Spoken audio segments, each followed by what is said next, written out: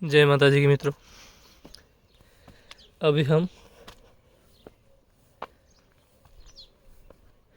श्री चाणक्यनीची माता जी के पैनोरमा की तरफ जा रहे हैं। काफ़ी ऊंचाई पर बनाया हुआ है। ये आप देख सकते हैं, मंदिर सराय वगैरह ये सब नीचे है। ये जो जाल दिखाई दे रही है ये मंदिर के अंदर है। मुख्य मंदिर यहाँ पर है और इसके पीछे ये सराय है। इस तरफ शिव जी का मंदिर भी है और आगे खुला मैदान है और पैनोरमा ऊपर बनाया गया है धोरे के ऊपर। बहुत ही सुंदर दृश्य है इसका। तो अभी हम चलते हैं पैनोरमा की तरफ। ये मनरंगथल धोरा है जहाँ पर पैनोरमा बना हुआ है। बहुत ही सुंदर है और कल ही इसका उद्घाटन हुआ है। तो अभी मुख्यमंत्री के लिए जो व्यवस्थाएं की गई थी उसको अब सही करे, मजदूर लगे हुए हैं। ये आप देखेंगे यहाँ किले के आकार में बना हुआ है गढ़ की दृष्टि से। यहाँ से गांव का और नीचे मंदिर का व्यू बहुत ही सुंदर है, बहुत ही सुंदर नज़ारा है।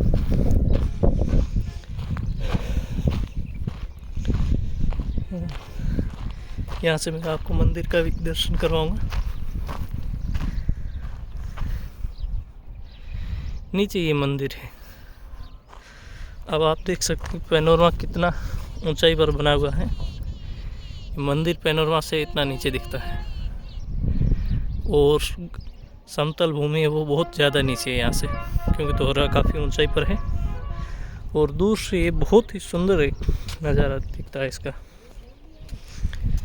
तो अब हम अंदर प्रवेश करेंगे।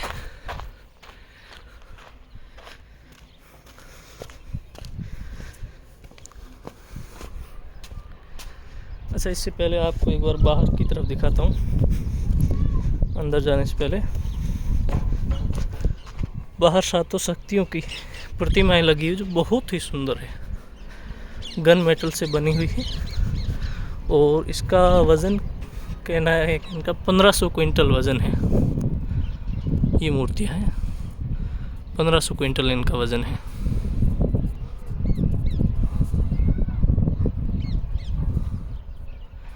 ये आप देख सकते हैं, सातों बहनों और मेहर खां जी के साथ। ये आगे का दृश्य एकदम किले नुमा बनाया हुआ है। अब हम आगे चलते हैं। आगे से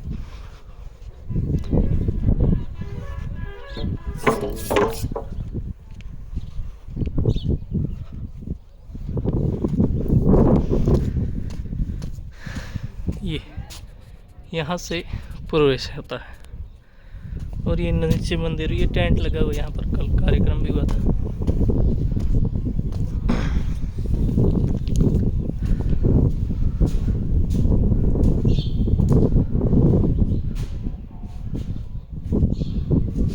ये है अंदर जाने का रास्ता, प्रवेश द्वार। अब हम अंदर प्रवेश करते हैं और एक एक दृश्य को दिखाएंगे आपको।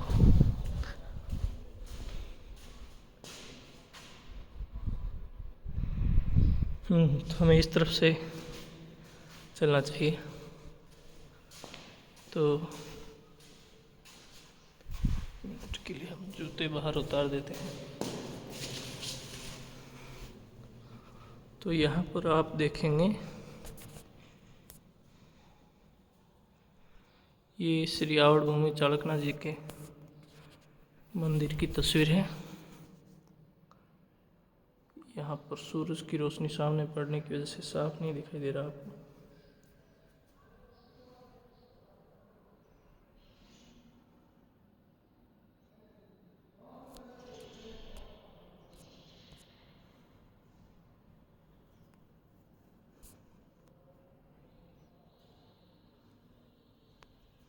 हाँ, अब सही दिखाई दे रहा है। ये आप देख सकते हैं।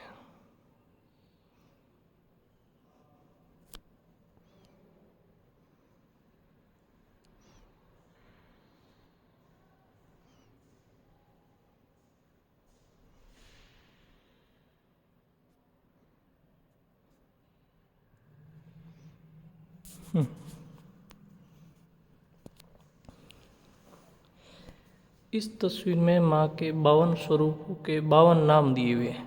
ये आप देख सकते हैं। ये ऊपर से नीचे तक जैसे आएंगे तो ये माँ के 52 रूपों के नाम दिए हुए हैं अलग अलग। ये आप पढ़ सकते हैं।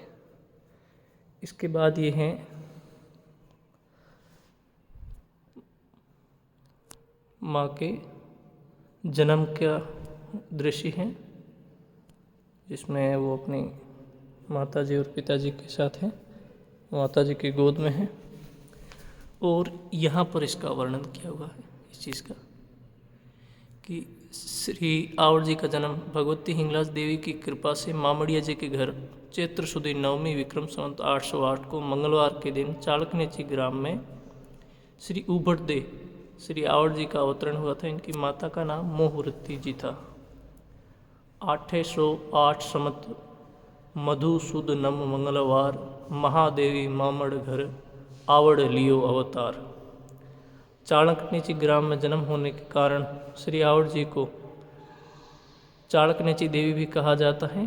श्री मामड़िया जी के घर पुत्री की बधाई आई तो लोगों ने कहा हिंगलाज जी आई हैं, अतः इन्हें आई जी नाम से भी जाना जाता है। श्री आवर जी की 6 बहनें एवं एक भाई था। हालांकि इसमें विवाद है जो लिखा हुआ है। चाणक्यनेची गांव में जन्म लेने के कारण उनको चाणक्यनेची नहीं कहते हैं। उन्होंने चाणका राक्षस को मारा था, इसलिए उन्हें चाणक्य या चाणक्यनेची देवी कहते हैं। तो मुझे लगता है यहाँ पर जो लिखा हुआ है उसमें थोड़ा विवादित है। और नीचे लिखा हुआ है आई जी, मतलब लोगों ने बधाई दी, इसलिए नहीं है। उन्होंने सर्जननाथ जी गुरु को अपना गुरु स्वीकार किया था और उन्होंने उन्हें संबोधित किया था आइए नाथ, इसलिए उन्हें आईनाथ कहा गया। क्योंकि जब चाणका राक्षस को मारने के लिए गए थे तो वो नाथ पंथ के किसी मठ में छुप गया था और मठ में प्रवेश करने की शर्त थी कि वे चाणक्यनेची जी सर्जननाथ के शिष्य होने चाहिए तभी प्रवेश कर सकते। तब आई माता ने, आवड़ माता ने वहाँ पर उनका शिष्य बने और जब शिष्य बने तो तब वो नाथ उन्होंने संबोधित किया आइए नाथ, तब वो बने आईनाथ। आगे का दृश्य है ये है आवर जी के परिवार में सिंध में जाके बसने की कहानी है। यहाँ इसमें हम पढ़ते हैं। ये बालपन के खेल कूद का दृश्य है और इसको हम पढ़ के सुनाते हैं आपको। माड़ प्रदेश में 12 वर्ष तक अकाल पड़ने पर श्री मामड़िया जी परिवार सहित चाणक्यनेची ग्राम को छोड़कर रोजी रोटी की तलाश में नाननागढ़, सिंध का एक क्षेत्र है, में आ बसे और यहाँ से 2 कोस दूर हाकड़ा नदी के तट पर अस्थायी झोंपड़ी बनाकर रहने लगे एवं जीविकोपार्जन के लिए कार्य करने लगे। श्री मामड़िया जी ने अपनी पुत्रियों के लिए सूत काटने के लिए चरखे ला दिए, जिस पर सभी बहनें सूत काटती थी। लोक मान्यता के अनुसार जब सभी बहनें झोपड़ी में खेलती तब दिव्य चमत्कार से चरखे अपने आप चलते और सूत करता रहता था। स्वतः सूत करता देखकर श्री आवर जी के माता पिता को विश्वास हो गया कि यही पुत्री देवी शक्ति है, इसलिए इन्हें कतियाणी के नाम से भी जाना गया। बादशाह अदन सुमरा के दीवान श्री कुशल शाह बांठिया की पुत्री कणती जी भी श्री आवर जी के साथ झोंपड़ी में खेलने आया करती थी। यहाँ श्री आवर जी के नागिन रूप का वर्णन किया हुआ है, किस प्रकार से उन्होंने नागिन का रूप धारण करके जन्म लिया, तो इस घटना का उल्लेख है आगे।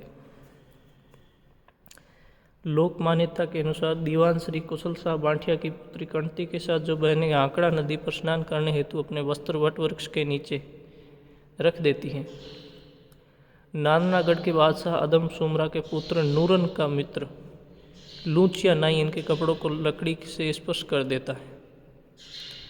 स्नानोपरांत श्री आवर जी बहनों सहित जब पानी से बाहर आई तो उन्हें संदेह हुआ। उन्होंने कहा, इन कपड़ों को किसी ने स्पर्श कर अपवित्र कर दिया है, इन्हें पहना नहीं जा सकता, नए कपड़े जंगल में उपलब्ध नहीं हो सकते।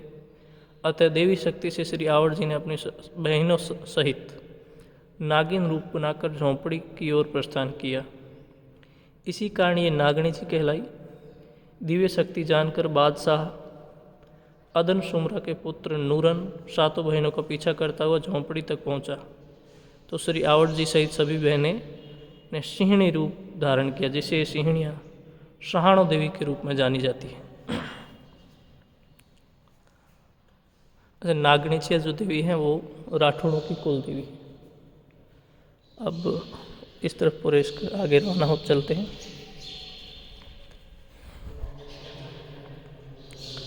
यहाँ से एक बड़ा व्यू दिखा दूँ आपको मैं शुरू से। तो ये प्रवेश द्वार है, यहाँ से ऐसे आते हैं और ये अगला दृश्य है। यहाँ से ये पूरा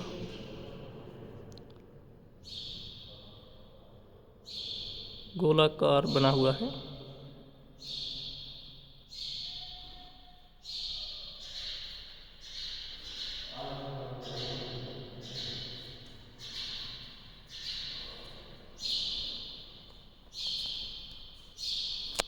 काफ़ी विस्तार में बना हुआ है।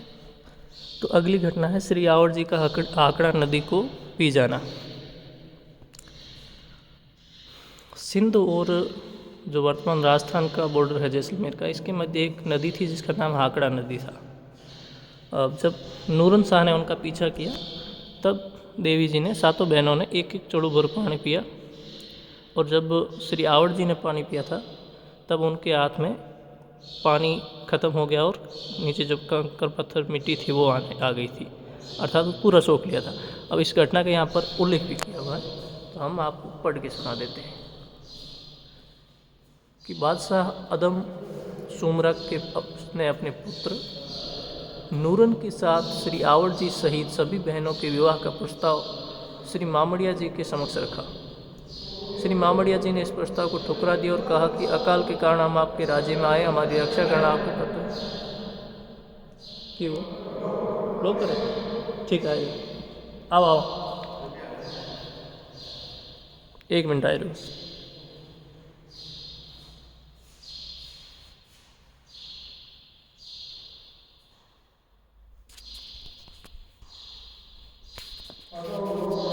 दो मिनट आओ सर,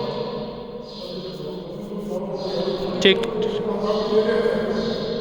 कुछ चाबी का विवाद था तो अब चाबी ले ली हमने, तो हम आराम से दर्शन कर सकते हैं। तो हाँ, आगे की घटना है कि जब मामड़िया जी ने कहा कि हम आपके राज्य में हैं तो हमारी रक्षा करना आपका कर्तव्य है, तब बादशाह अदन सुमरा ने कहा, स्वेच्छा से अपनी पुत्रियों का विवाह नूरन के साथ नहीं करने पर हम जबरन विवाह कर लेंगे।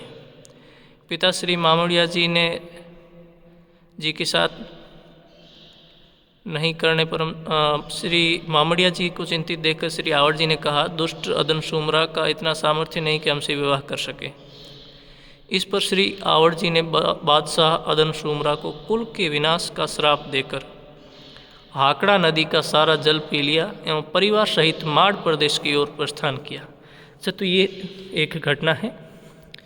जैसे ये शुरुआत में चाणक्य जी का यहाँ पर जन्म हुआ। ये प्रदेश कहलाता नैयड़ प्रदेश, और यहाँ पर अकाल पड़ने के कारण ये चले गए सिंध प्रदेश में।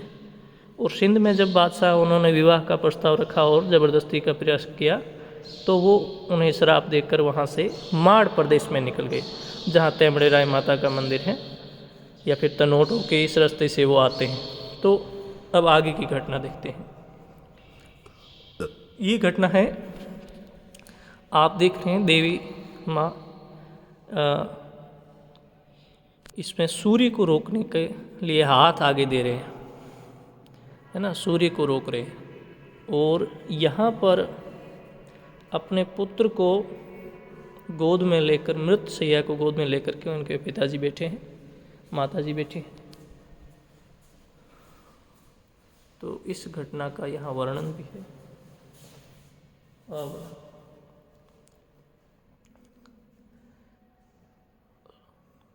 श्री आवड़ जी का 16 पहर तक सूर्य को रोकना। श्री आवड़ जी भोजासर से चलकर एहप नामक स्थान पर रुकी। रात के समय यहाँ श्री आवड़ जी के भाई महरखो जी को पीवणे सांप ने डस लिया। श्री आवर्त जी ने कहा, सूर्योदय से पहले यदि इसका इलाज नहीं हुआ तो इसे बचा पाना मुश्किल होगा।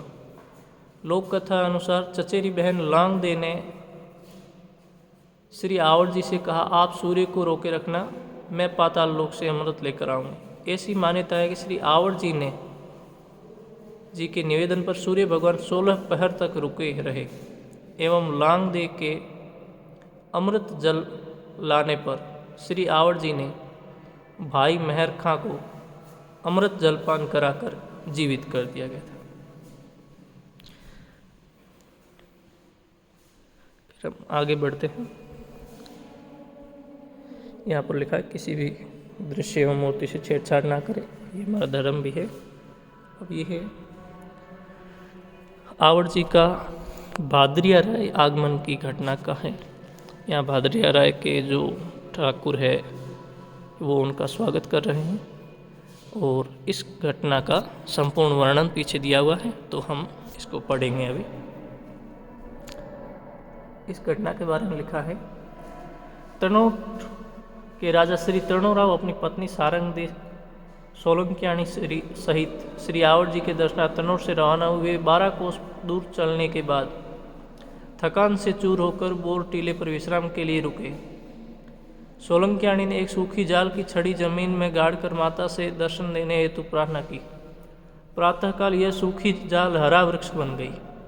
प्रातः राजा श्री तरणोराव के भाई श्री भादरिया जी के साथ रथ पर चढ़कर श्री आवर्त जी बहनों सहित वहाँ पधारी। राजा श्री तरणोराव ने अपनी रानी सहित श्री आवर्त जी की आगवानी में प्रणाम कर दर्शन देने हेतु आभार व्यक्त किया।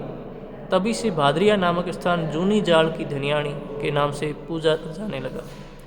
राजा श्री तरणोराव ने श्री आवर्त जी को साहगे यानी लकड़ी का बना आसन पर विराजमान किया। इस कारण इन्हें भगवती सांगिया देवी कहकर भी संबोधित किया जाता है।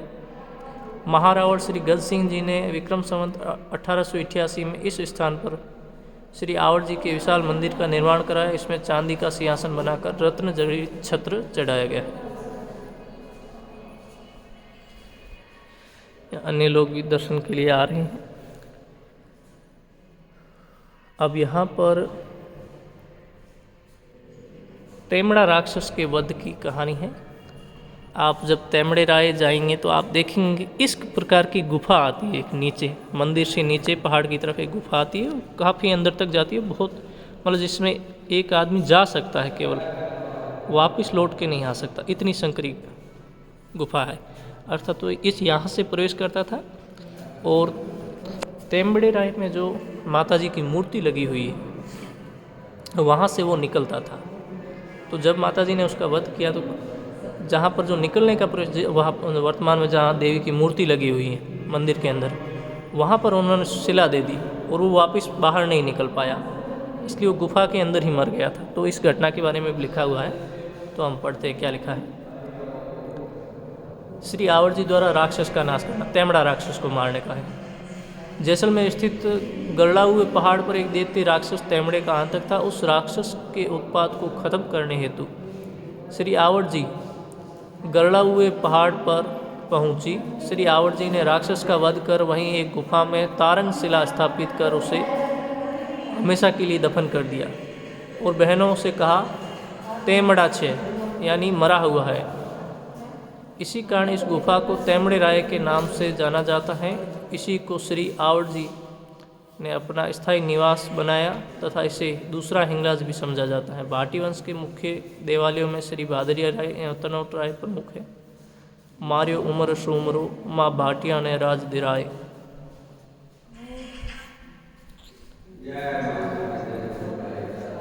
यहाँ पर दूसरे लोग भी काफ़ी आ रहे हैं, तो हम अगली घटना की तरफ बढ़ते हैं। ये आप देखेंगे तनोट में दुर्ग स्थापना का ये दृश्य है, जिसकी नींव श्री आवर्त जी ने रखी थी तनोट राय की। आप देखेंगे अधिकांश राजवंशों के जो दुर्ग थे, बीकानेर हो, जोधपुर हो, ये हमारी कुल देवियों ने रखे हैं। तो तनोट राय दुर्ग की जो नींव है तनोट दुर्गढ़ की, वो आवर्त जी ने रखी थी। इसका है हिंगलाज से दर्शन कर लौटने पर श्री आवर्त जी ने अपने वचन को पूरा करने हेतु तनोट पधारी और दुर्ग की प्रतिष्ठा की नींव रखी। श्री आवर जी को भाटी कुल की रक्षक देवी मानकर राजा श्री तनोराव ने एक मंदिर बनाकर उसमें 7 बहनों की मूर्तियां स्थापित करवाई जो तनोटराय के नाम से पूजी जाती हैं। मान्यता के अनुसार दुर्ग प्रतिष्ठान पश्चात श्री आवर जी ने राजा श्री तनोराव के पुत्र विजय राव को आशीर्वाद सोने की दिव्य चूड़ देकर कहा, युद्ध के समय से धूप दीप देकर दाहिने हाथ में रखना, 1000 तलवारें अदृश्य रूप से शत्रुओं का नाश करेगी। विजय तुम्हारी होगी, तुम अपना नाम चूड़ाला विजय राव रखना। तनोटराय माता जी का मंदिर वही है जहाँ 65 के युद्ध में शत्रु सेना का एक भी बम फटा नहीं था। तो ये आगे घटना है महारावल देवराज को दिव्य तलवार भेंट करने की। जैसलमेर महारावल देवराज को दिव्य तलवार भेंट की थी, उसका यहाँ पर इसमें उल्लेख है। तो हम पढ़ते हैं। श्री आवर जी ने तनोट के अधिपति महारावल श्री देवराज से प्रसन्न होकर उन्हें एक दिव्य तलवार भेंट की। इस दिव्य तलवार की वजह से महाराज श्री देवराज ने 52 युद्धों में विजय प्राप्त की थी। ये दिव्य तलवार आज भी जैसलमेर दुर्ग में सुरक्षित रखी हैं, जो गढ़सी जी के खंडे के नाम से विख्यात हैं। हर वर्ष दशहरे पर्व पर इस दिव्य तलवार की पूजा की जाती है। सिंध आप भेंटियो प्रसिद्ध ते नव निध पाई, सेवी आदि शकत विरद घण तेग बधाई। ये तलवार के बारे में है।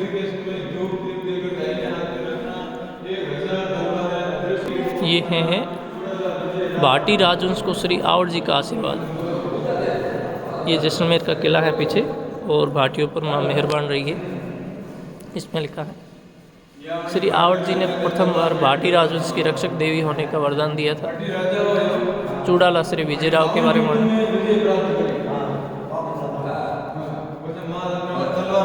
श्री आवर जी ने प्रथम बार भाटी राजवंश की रक्षक देवी होने का वरदान भाटी राजा श्री तनोराव को दिया था। इसी क्रम में भादरिया राय के मंदिर देवल के स्थान पर तनोट दुर्ग निर्मित करने का आशीर्वाद दिया। विक्रम संवत 888 में राजा श्री तनोराव जी ने तनोट दुर्ग एवं कुलदेवी मंदिर की प्रतिष्ठा की। चूड़ाला श्री विजयराव जी राजा श्री तनोराव के पुत्र श्री विजयराव जी को कुलदेवी जी श्री आवर जी ने प्रसन्न होकर अपने नाम पर दुर्ग निर्मित करने का आशीर्वाद दिया। इस पर श्री विजयराव जी ने अपने नाम से वीजनोट दुर्ग का निर्माण कराया। वीजनोट दुर्ग में निर्मित श्री आवर जी के देवल को वीजनाट्य कहा जाता है। श्री विजयराव भाटी के अदम्य साहस एवं क्षत्रियोचित सुदृढ़ चरित्र को देख कर कुलदेवी श्री आवर जी ने इन्हें अपने हाथ की दिव्य सोने की चूड़ देकर युद्ध में विजय होने का आशीर्वाद दिया।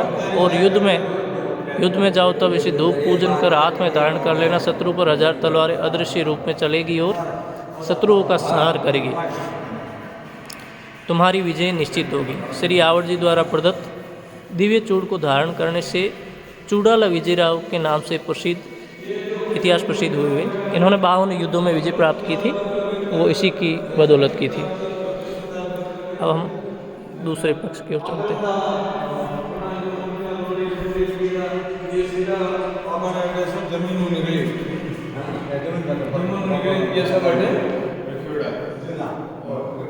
यहाँ पर मित्रों बहुत ही रोचक चीज़ है, ये आप पहले पढ़ लें कि चाणक्य गांव 10वीं शताब्दी से लेकर 14वीं शताब्दी में मंदिर निर्माण गतिविधियों का महत्वपूर्ण केंद्र रहा है। यहाँ पर बिखरी हुई प्रतिमाओं और वास्तुखंडों से अनुमानित होता है कि उपरोक्त 4 शताब्दियों में यहाँ पर कई भव्य मंदिर बनाए गए होंगे, जो काल के प्रभाव और भारी क्रूरता के कारण खंडित हो चुके। यहाँ से प्राप्त पुरा सामग्री मध्यकाल में इस कस्बे के गौरवशाली स्वरूप में परिलक्षित होती है। यहाँ पर ये आप शिलाएँ देखेंगे, भव्य मंदिर को प्रदर्शित करती है। बहुत सुंदर मंदिर के यहाँ पर एक अवशेष रहे हैं कि एक बहुत सुंदर मंदिर उस समय कहा जाता है गजनवी ने अपने युद्धों के समय इस मंदिर को भी तोड़ा था। जब दूसरे मंदिरों को तोड़ रहा था अपने युद्धों के दौरान वो, तो इन मंदिरों को भी तोड़ा था। ये आप देखेंगे इतनी बारीक ये मूर्तियाँ हैं, ये उल्टी है यहाँ से आप देखेंगे तो ये बहुत ही बारीक यहाँ पर कलाकृति है मूर्तियों की, आप देख सकते हैं इसे।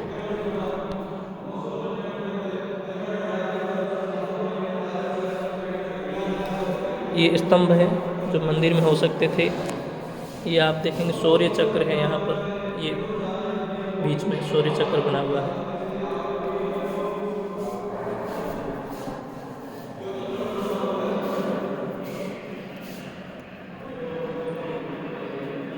ये आप देखो कितना सुंदर दृश्य है, जैसे वर्तमान फव्वारों की तरह लग रहा है कि इसमें पानी ऊपर से नीचे जा रहा होगा, ऐसा कुछ बहुत सुंदर सुंदर दृश्य हैं इसमें।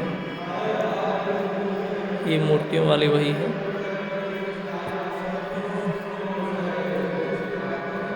तो इन को देखकर ऐसा लग रहा है कि निश्चित रूप से एक भव्य मंदिर हुआ करता था, जिसे आक्रांताओं ने तोड़ दिया है।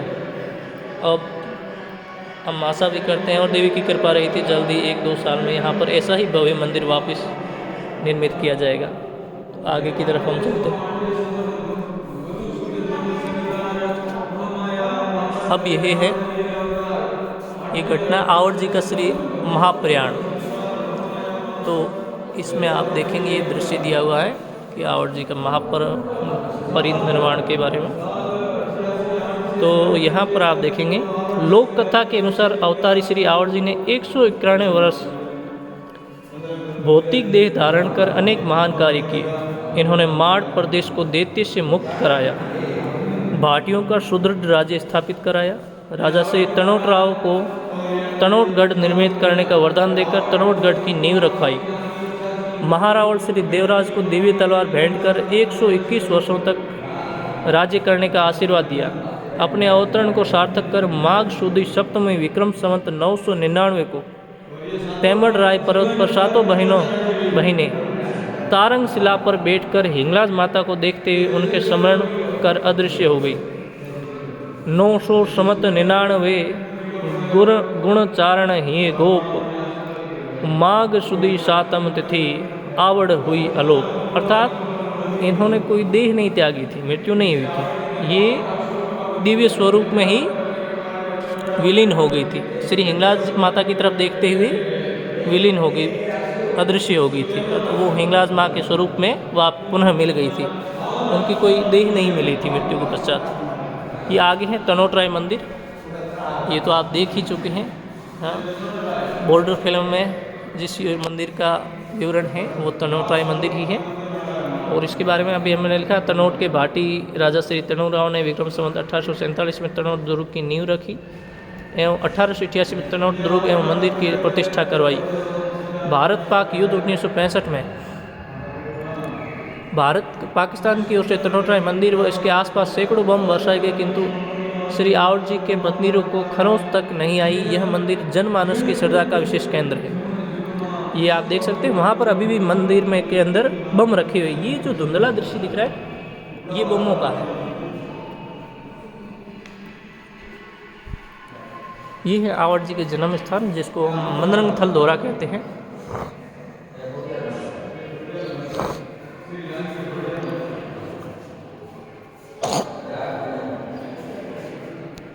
मनरंग थल दोरा का ये दृश्य है। इनके जन्म के विषय में यहाँ पर क्या लिखा हम पढ़ते हैं। श्री आवड़ जी के जन्म से संबंधित 3 मत प्रचलित है, जिनके अनुसार इनका जन्म संवत 1808 या 1838 या 1888 विक्रम संवत में हुआ, जिसके अभिव्यंजक दोहे निम्नानुसार वर्णित है। संवत 1808 यानी 751 में 808 समत मगु सुद नम शनिवार मह माया मामड़ घरे आवड़ लिया अवतार। अगला है 838 का 838 समत मधु सुद नम शनिवार मह माया मामड़ घरे आवड़ लिया अवतार। तीसरा है 888 वाला, ये सबसे ज़्यादा प्रचलित है। साल 88 से 9वीं चेत अनूप आवड़ जग में अवतरी श्री हिंगलाज स्वरूप। उक्त तीनों ही मतों के अनुसार श्री आवड़ जी का जन्म चैत्र शुक्ला 9वीं को शनिवार के दिन हुआ था। अच्छा, तिथि सेम है तीनों में, वर्ष को लेकर के कन्फ्यूजन है। यहाँ पर ये वर्णन किया हुआ है श्री आवड़ जी में उनकी बहनें, 7 बहनों का वर्णन किया हुआ है। ये बहुत ही दिव्य तस्वीरें हैं। और यहाँ पर ये देख सकते हैं आप, ये 7 बहनों का वर्णन है। यहाँ पर 7 बहनों का नाम है आवड़, गुला, रूपा, आछी मतलब आशापुरा माता, लौंगी छाछी होल, गढ़वी मामड़िए घरा साता बैन सतोल। अब ये आगे हैं जैसलमेर राज्य का चिन्ह। जैसलमेर राज्य का जो विजय चिन्ह है, जो ध्वज है, भड़क किवाड़ भाटी, इनका विरोध है।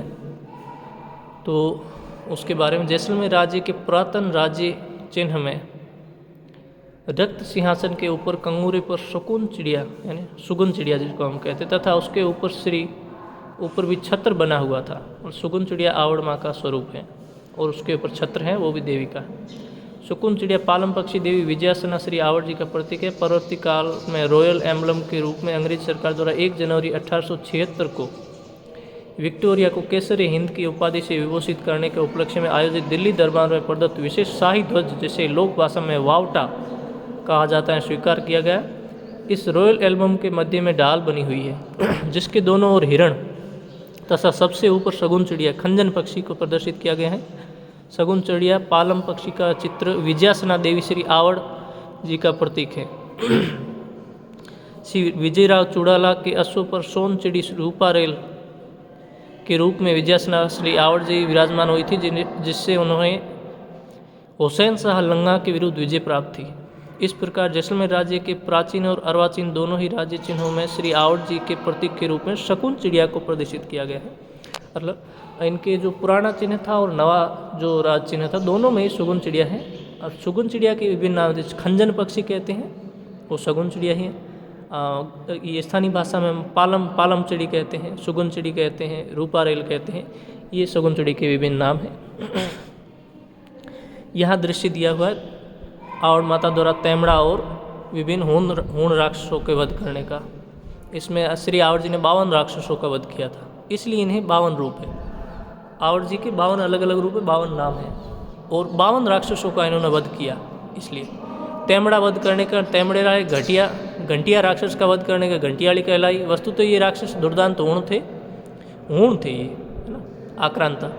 भारत के पश्चिम प्रदेश सदैव हूण आक्रांत से आतंकित रहे थे। राक्षसी कृत्य करने के कारण ये हूण दैत्य कहलाने लगे। इन्हीं 52 हूणों के वध के परिप्रेक्ष्य में श्री देवी श्री आवड़ जी द्वारा भाटियों को 52 परगने प्रदान करने संबंधी वृत्तांत की ऐतिहासिकता का परीक्षण संभव है।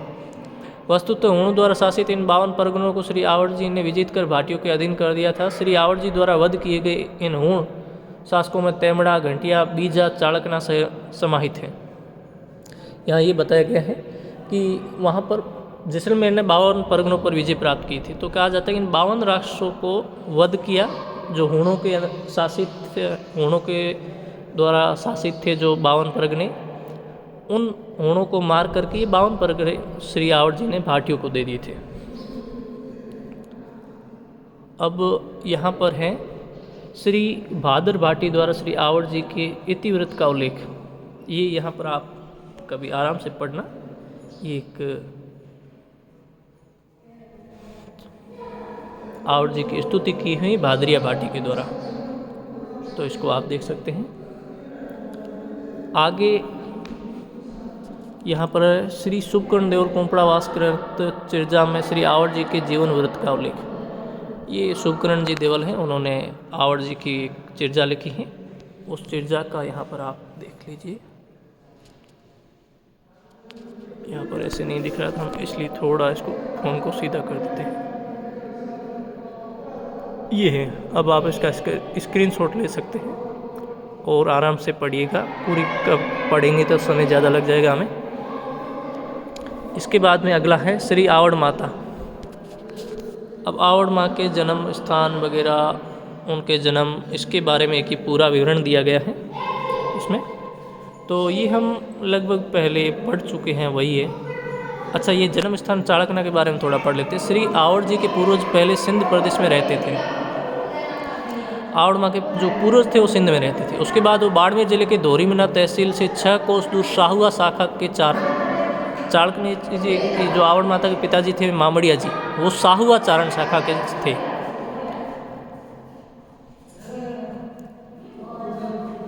शाखा के चाणक ने चाणकनु ग्राम बसाया। चाणक जी के वंश में मामड़िया जी हुए, जो हिंगलाज देवी के भक्त थे। मामड़िया जी की कोई संतान नहीं थी। संतान प्राप्ति के लिए मामड़ जी ने 7 बार हिंगलाज माता की यात्रा की तो हिंगलाज माता ने वरदान किया कि मैं 7 कन्याओं के रूप में तेरे घर जन्म लूँगी। यथा ये आगे जो दोहे हैं हमने पहले पढ़े हैं, वही दोहे हैं, आप आराम से इसको पढ़ सकते हैं। ये इनके बारे में उल्लेख है इन दोहों में कि तेमड़े राय, भाटिया, बिरोड़, भादरिया राय, इन पर कैसे कृपा हुई उसका है। ये हैं देवी श्री लौंगी। लौंगी कहते हैं खोड़ियार माता को। तो ये खोड़ियार माँ का वर्णन है इसमें।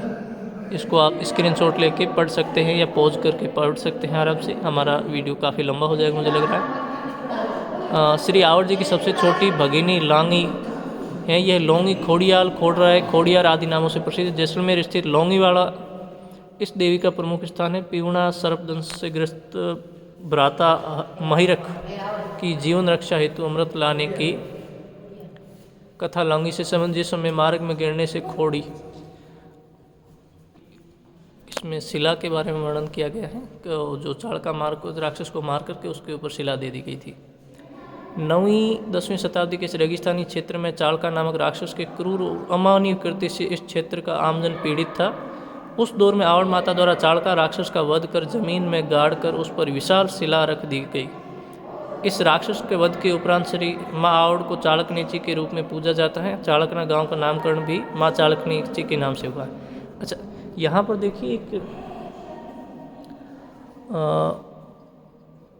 विरोध सामने आता है कि यहाँ पर जैसे यदि ये वर्णन सही है चाणकने का, वहाँ पर भी दिया हुआ है कि चाणक जी ने गांव बसाया इसलिए। ऐसा नहीं है। चाणका राक्षस को मारने के कारण चाणकना इस गांव का नाम पड़ा और देवी का नाम चाणकनेची पड़ा। ये है।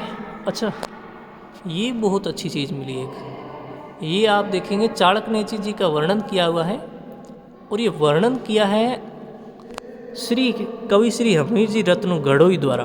गढ़ोई बाड़मेर में गांव है। और फिर हमीर जी रत्नु चले गए थे भुज, जहाँ पर उन्होंने ब्रज पाठशाला की स्थापना की।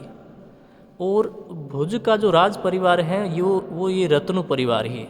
और अब इनको अयाची कहा जाता। अयाची का मतलब जो याचना नहीं करते। तो वर्तमान में जो उद्यमी है चारण समाज के शेखर गढ़वी, शेखर अयाची, वो हमीर जी रत्नु के ही वंशज हैं। पुष्पदान गढ़वी गुजरात में बहुत नाम है, वो भी इनके वंशज है। तो ये हमीर जी रत्नु का छंद है, चाणकनेची का वर्णन किया हुआ है। इसको आप ये स्क्रीनशॉट लेते जाए, मैं तीनों का दिखाता हूँ क्रमशः। ये अगला, ये पूरी एक ही है, छंद त्रिभंगी में है। इसको पढ़ पाना तो अभी संभव नहीं है मेरे लिए। तो ये पूरा दृश्य है। ये हमीर जी रत्नु का लिखा हुआ छंद है। ये बहुत अच्छा लगा मुझे इसे देखकर।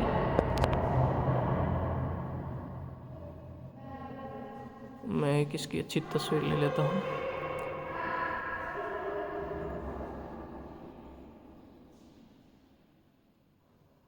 हाँ ठीक है, तो हम आगे बढ़ते हैं। यहाँ फिर से वही सातों बहनों के वर्णन है। सातों बहनों की तस्वीर लगी हुई है। ये हैं सातों बहनों के नाम हैं। और इनमें जो प्रमुख देवी थे वो आवड़ जी थे। अच्छा, यहाँ वर्णन किया है। ये पांचों श्री आवड़ जी की अनुजाएं थी। श्री आवड़ जी एवं लौंगी के साथ इन पांचों भगिनियों तथा भ्राता महिरक्ष की पूजा एक साथ की जाती है। इन मानस में बाया एवं माया के रूप में ये सातों भगिनियाँ ही समादृत हैं। वस्तुतः श्री आवड़ जी ने एक जन क्रांति का नेतृत्व किया। एक और उससे जन सामान्य को आतंकित करने वाले असुरी प्रवृत्ति के आतताइयों के विरुद्ध संघर्ष किया। वहीं दूसरी ओर विधर्मी बाह्य आक्रमणियों से देश की सुरक्षा एवं सनातन धर्म का आसन संकट से समाप्त करवाए। उत्तर पश्चिमी सीमा की सुदृढ़ प्राचीर के रूप में उसने माड़ प्रदेश में भाटियों के साम्राज्य को चिरस्थायी बनवाया, जो स्वतंत्रता पर्यंत अपने दायित्व का निर्वहन करने में पूर्ण सफल रहे। समग्रतः विश्व इतिहास में नारी नेतृत्व का श्री आवड़ जी के समकक्ष उदाहरण दुर्लभ है। ये हमारे लिए गर्व की बात है, जिसने राज्य लिप्सा से रहित होकर धर्म राज्य की स्थापना के लिए अप्रतिम संघर्ष का पथ प्रशस्त किया। श्री आवड़ जी ने यह सिद्ध कर दिया कि स्वरूप से सौम्या, प्रकृति से कोमलांगी और स्वभाव से करुणाद्र नारी जब अन्याय के विरुद्ध प्रतिरोध के स्वर प्रबल करती है तो वीरत्व की साक्षात प्रतिमा उन बनकर युग और इतिहास की धारा को परिवर्तित कर देती है। बहुत सुंदर। ये हमारे देवियों का इतिहास है। ये काफ़ी बड़ा पैनोरमा बनाया गया है। अब अच्छा, ये हम जहाँ से हमने प्रवेश किया वहीं पहुँच गए हैं। अब ये आगे एक दृश्य है, इसमें ये बहुत सुंदर दृश्य दिया हुआ है, बहुत प्यारा लग रहा है। इसमें आवड़ माता का एक गीत है, इसके हम थोड़ा जूम कर लेते हैं। ये है,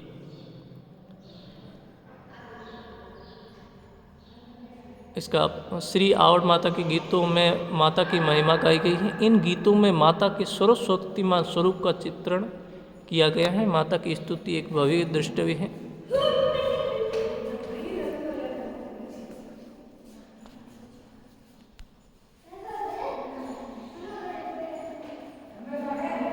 ये राजस्थान के लंगा गायक हैं और मांड राग और राग मठोठी में इनकी चर्चा है माता जी की। इस चर्चा का आप स्क्रीनशॉट ले सकते हैं मेरे फोटो।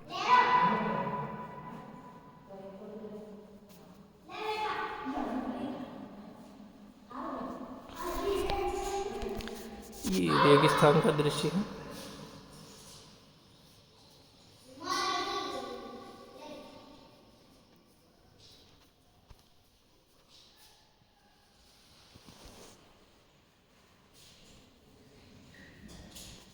इसमें नारी शक्ति का वर्णन किया हुआ है कि किस प्रकार वो संघर्ष करती है रेगिस्तान में।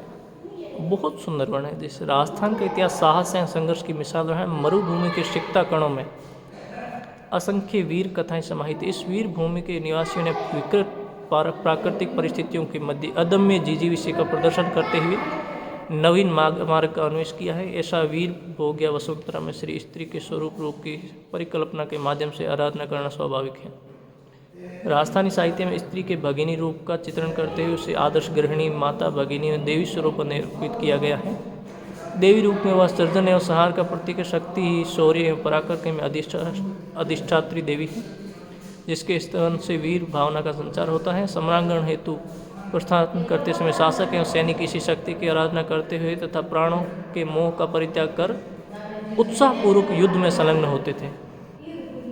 इसी कारण राजस्थानी कवियों ने देवी उपासना को सर्वाधिक महत्ता प्रदान की है तथा शक्ति आराधना से संबंधित प्रबंध एवं मुक्त काव्य की प्रभुत मात्रा में वर्णन किया है। कवि ने शक्ति काव्य के सृजन में योगदान दिया है। राजस्थान में शासन सूत्र शक्ति मात्रावलंबी होने के कारण शासकों के अधिकार में शक्ति परंपरा की बहुआयामी उन्नयन हुआ है। तो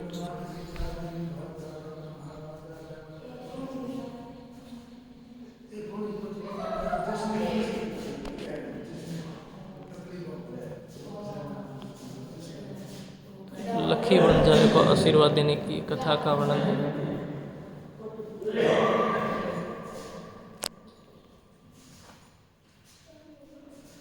इसमें सिंध के ये लखी बंजारा था। लखी बंजारे के जो गीत गाए जाते हैं उसको आशीर्वाद दिया था। सिंध अलूर अरोड़ के राजा डालू राय द्वारा लखी बंजारे की रूपवती स्त्री को बलपूर्वक अपने महल में बंदी बना लिया और बंजारे द्वारा अपनी पत्नी पुनः लौटाने के लिए निवेदन करने पर उसे अपमानित किया। दुखी लखी बंजारे ने श्री आवड़ जी के चरणों में अपना दुख प्रकट कर समाधान सुझाने का निवेदन किया। इस पर श्री आवड़ जी ने लखी बंजारे को हाकड़ा नदी का मार्ग परिवर्तित कर उसे सबक सिखाने का मंत्र दिया। श्री आवड़ जी की देवी प्रेरणा से लखी बंजारे में साहस का संचार हुआ। उसने अत्याचारी शासक को पाठ पढ़ाने के लिए अपने विशाल बालद की सहायता से उस समय अल्प प्रवाह और संकुचित पाट वाली हाकड़ा नदी का मार्ग परिवर्तित कर दिया। इस संबंध में एक दोहा इस प्रकार है। गेली नार समझी नहीं मेहंदी को रंग कटे गयो, वो नारी वो नेह नहीं वह पानी मुल्तान गयो। वो पानी मुल्तान गयो जो कहावत है वो इस घटना से संबंधित है। ये हमारे पूरा हमने अभी पैनोरमा देखा। काफ़ी लंबा हो गया है पर बहुत सुंदर है। बहुत अच्छा लगा दृश्य को देखकर। और आदरणीय श्री ओंकार सिंह जी लखावत का बहुत बहुत धन्यवाद कि उन्होंने ये इस पैनोरमा की स्थापना कराई। उन्होंने अथक प्रयास भी किए हैं, तो पूरा चारण समाज उनका ऋणी रहेगा। ये बीच में एक दृश्य है, बहुत सुंदर है।